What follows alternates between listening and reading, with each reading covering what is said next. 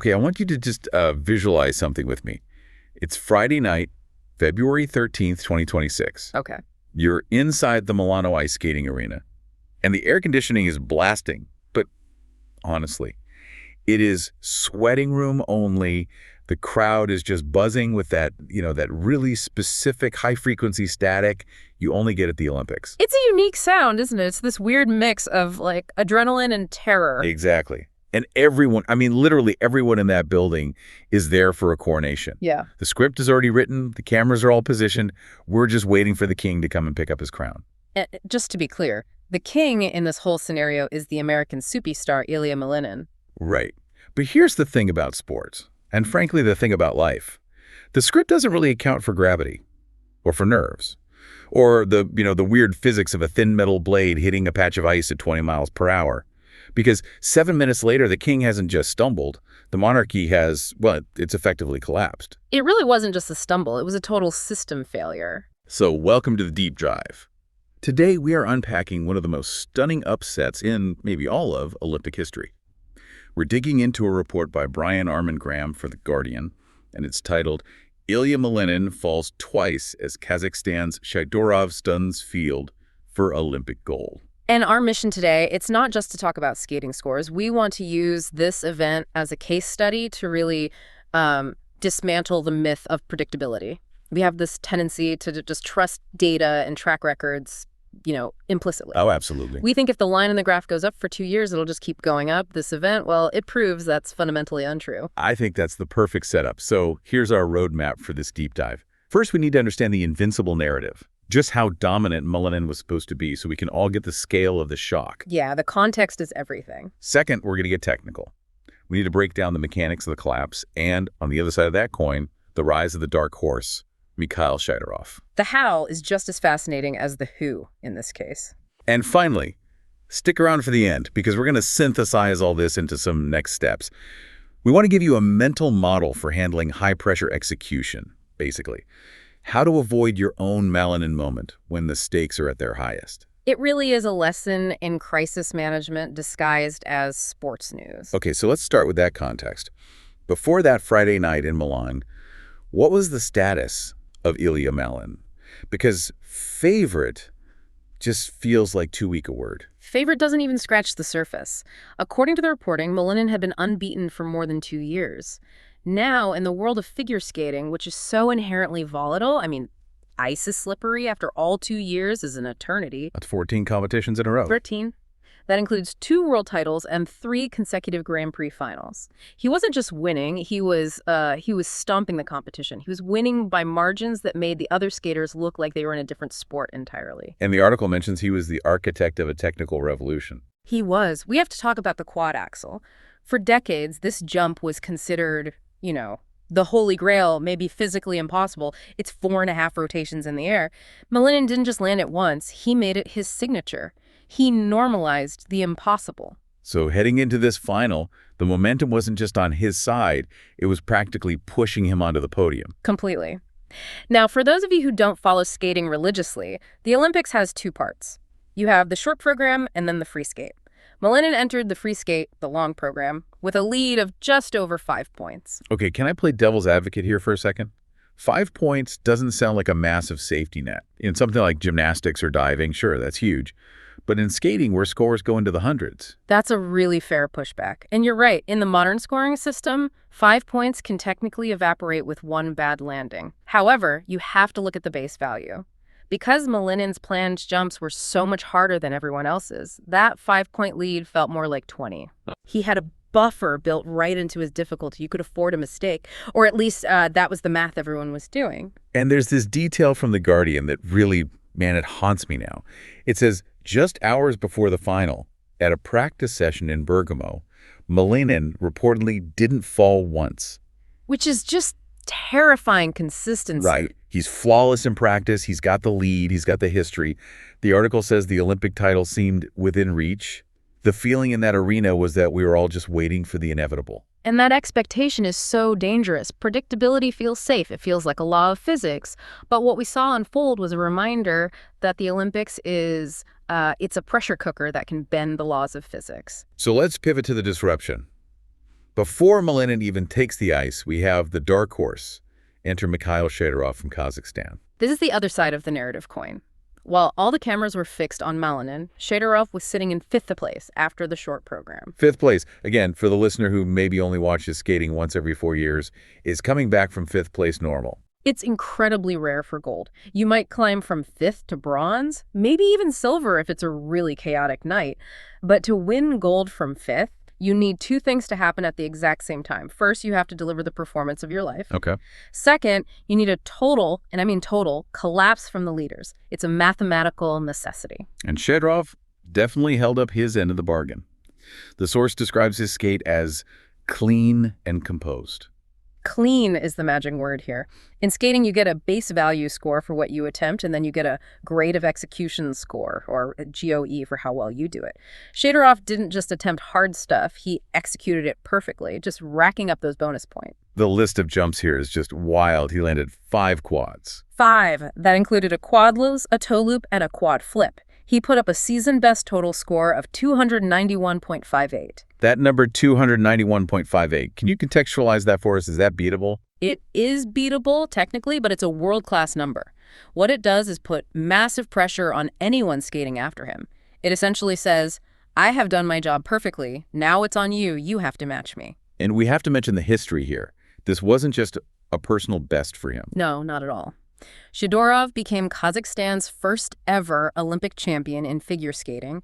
It was the country's first gold medal of these specific games and their first Winter Olympic gold in any sport since Lillehammer in 1994. That is just incredible context. So you have this guy skating for history, delivering the performance of his life, and meanwhile, the rest of the field is kind of struggling. That's a really important point the article makes. It wasn't just Malinin who had trouble later on. Even the skaters known as reliable jump technicians were having a hard night. The ice was, claiming victims left and right. But Shaidorov, he just stood tall. Okay, so the stage is set. Shaidorov is in the lead. He's sitting in that kiss and cry area, watching the monitor. Malinin is the last skater. He's the 24th skater to take the ice. He knows exactly what score he needs to beat. He does. And this is where the psychology of the chase comes in. Malinin steps onto the ice. He opens with a quad flip and a quadlets. So far, so good. Exactly. The start was solid. He looked like himself. But then we hit the turning point. The article identifies this very specific moment where the wheels just came off. He went for his signature move, the planned quad Axel. The jump only he can do. Yeah. His weapon. Right. So he sets up for it. He launches. But something misfires in the takeoff, in the mechanism. Instead of 4.5 rotations, he pops it. Okay, we need to pause on pops. What does that mean physically for a skater? A pop is when the skater's body opens up in midair. It's usually a safety reflex. Your brain realizes in a split second, I don't have the rotation or I'm off axis, and it just aborts the spin to land safely. The result was a single axle. Oof. So he planned a quad and he gets credit for a single. And the mathematical damage there is catastrophic. A quad axle is worth roughly 12.5 points base value. A single axle is worth 1.1 points. He lost over 11 points in 1 second. Yeah. Instantly. Gone. He essentially handed his 5-point lead and then some straight to Shaidorov right there. But, and this is the crucial part for our deep dive, the math wasn't the real problem. The psychology was the problem. How so? Because the program isn't over. He still had plenty of jumps left to salvage a medal, maybe even gold if he was perfect from there on out. But the source describes what happened next as just a pileup of mistakes. He fell on a second quadlets immediating after. And then he started doubling jumps. What does that mean? Yes. He had quads planned, but he only did doubles. This is the sign of a skater who is ghosting. Ghosting. Sounds ominous. It means his body is still moving, but his mind is stuck 5 seconds in the past, just replaying that popped axle over and over. It's a phenomenon called cognitive tunneling. Cognitive tunneling. Yeah, when we make a massive error in a high-stakes environment, our brain instinctively tries to solve the error. But while your brain is busy solving the past, it isn't preparing for the future. That aligns perfectly with what Malinin said afterward. I want to read this quote from The Guardian because it is just gut-wrenching. He said, I blew it. That's honestly the first thing that came to my mind. And then he says, it all happened so fast. I didn't have time to process what to do. I didn't have time to process. That is the crux of the entire issue. Figure skating at the Olympic level requires 100% of your working memory. You're calculating physics, music timing, edge quality. If, say, 20% of your brain's RAM is used up beating yourself up over the last jump, you just don't have enough processing power to land the next one. It becomes a cascading failure. It's like trying to run a high-end video game on a computer that's actively crashing. Exactly. Yeah. The hardware is fine. He's clearly strong enough, but the software just froze. So let's look at the damage. The dust settles. The music stops. Where did the invincible favorite end up? It wasn't a close second. It wasn't even a heartbreaking bronze. Malinin scored 156.33 in the free skate. His total was 264.49. And that put him Where? 8th place. Math, from invincible to 8th. He finished nearly 30 points behind Shaidorov. That is, shocking feels like an understatement. The article says the invincibility that defined his aura for 2 years was just shattered. And if you look at the photos from the source, or even just the description of the aftermath, he was visibly distraught. He was skating largely for pride by the end of that program. So the king falls, the dark horse rises. But we need to talk about the atmosphere in that room. The article describes the shift from anticipation to disbelief. It's that really uncomfortable silence where the crowd realizes they aren't watching a celebration anymore, they're witnessing a collapse. It's awkward. You almost feel guilty watching it. And interestingly, Malinin himself brought up a term that I think is going to be discussed for a long, long time. The Olympic curse. Yeah, let's unpack that. He actually said people talk about this curse, that the gold medal favorite is always going to skate badly at the Olympics. Is that a real thing? Or is it just a label we put on extreme pressure? Well, statistically, it's probably just regression to the mean. It's hard to stay perfect forever, and the Olympics is just another sample point in a long career. But psychologically, it's very real to the athletes. Malinin said, the pressure is unreal.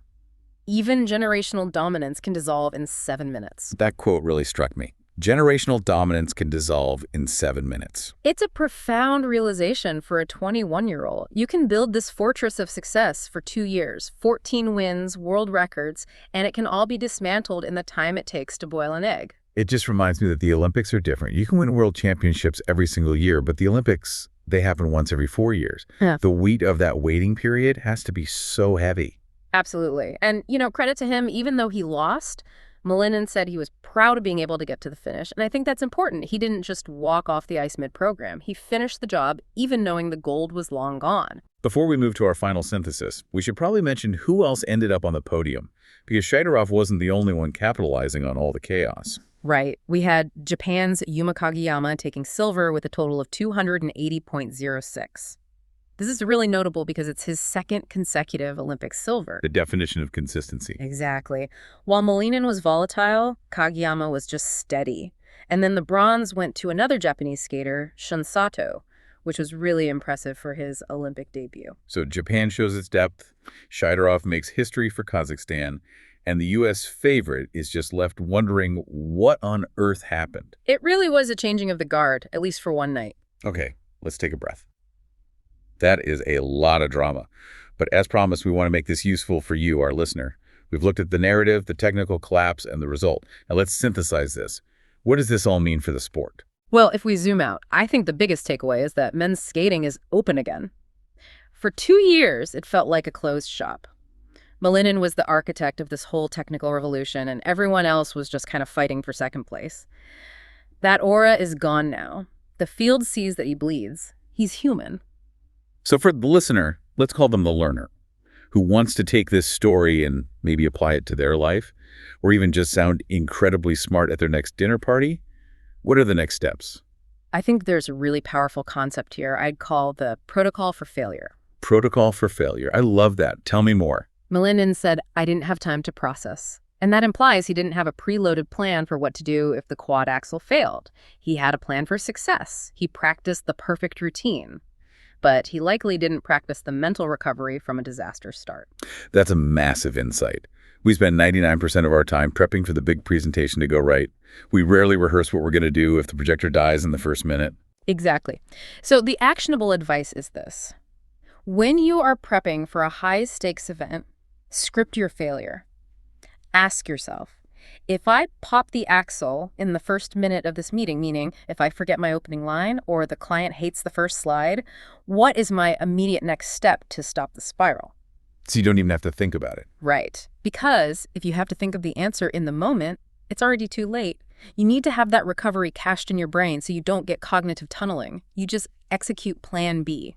That is brilliant. So script the disaster. And if you want to use this in a social setting, Yeah, how do I sound smart at the water cooler? just bring up the Olympic curse. Ask your friends if they think it's supernatural or just statistical. It's a great debate starter about whether we as the public put way too much pressure on favorites. Do we actually break them with our expectations? Which brings me to the final thought I want to leave everyone with today. Go for it. We saw a skater who, for all intents and purposes, redefined physics.